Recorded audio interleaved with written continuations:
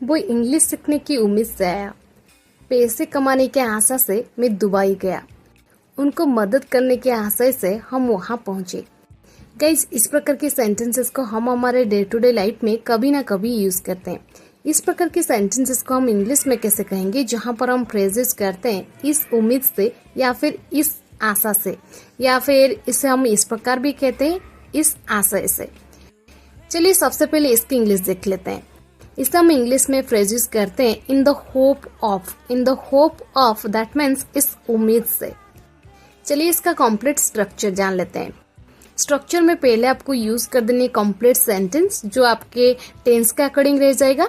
इसके बाद आपको यूज कर देनी इन द होप ऑफ के बाद अगर आपके वर्ब आएगा तो इसको आईएनजी फॉर्म में लिखना पड़ेगा, यानी वर्ब की फोर्थ फॉर्म में लिखना पड़ेगा। अगर नाउन आएगा तो हम वैसे ही लिख देंगे। चलिए कुछ एग्जाम्पल के मदद से स्ट्रक्चर को और भी बेहतर समझने की कोशिश करते हैं।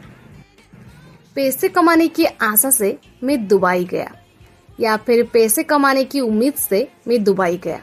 इस सेंटेंस को हम इंग्लिश में कहेंगे I went to Dubai in the hope of earning money. I went to Dubai in the hope of earning money. देखिए ये सेंटेंस जो है, कंप्लीट सेंटेंस जो है, पैसे कमाने की आशा से मैं दुबई गया। जो कंप्लीट पार्ट है मैं दुबई गया, ये था पास्ट इंडेफिनिट में, इसलिए हमने लिख दिया आई वेंट टू दुबई। इसके बाद इन द होप ऑफ, इसके बाद हमारा वर्ब आया ऑन, यानी पैसा कमाने को हम इंग्लिश में कहते हैं ऑन। सो ऑन का हमने आईएनजी फॉर्म यूज किया अर्निंग, और लास्ट में मनी। क्लियर? नेक्स्ट एग्जांपल, उनको मदद करने के आशय से हम वहां पहुंचे। उनको मदद करने के आशय से हम वहां पहुंचे।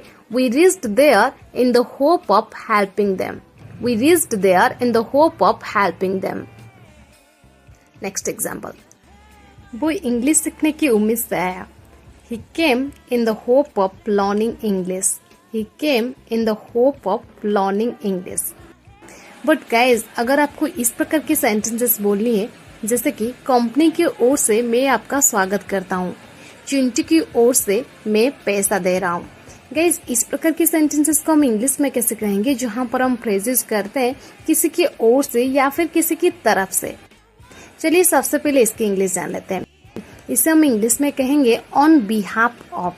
ऑन बिहाफ ऑफ यानी किसी की तरफ से या फिर किसी की ओर से। चलिए इसका कंप्लीट स्ट्रक्चर देख लेते हैं। स्ट्रक्चर में पहले आपको यूज कर देनी है कंप्लीट सेंटेंस, इसके बाद आपको यूज कर देनी है phrase on the behalf of, इसके बाद नाउन। चलिए कुछ एग्जाम्पल के मदद से इसे और भी बेहतर समझने की कोशिश करते हैं। कंपनी की ओर से मैं आपका स्वागत करता हूँ।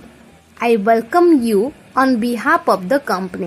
I welcome you on behalf of the company. Next example, Chintu की ओर से मैं पैसे दे रहा हूँ।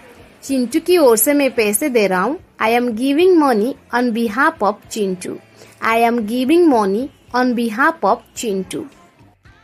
Next example, मेरे ओर से मेरे बेटे ने पार्टी अटेंड की। मेरे ओर से मेरे बेटे ने पार्टी अटेंड की। On behalf of me my son attended the party. On behalf of me my son attended the party.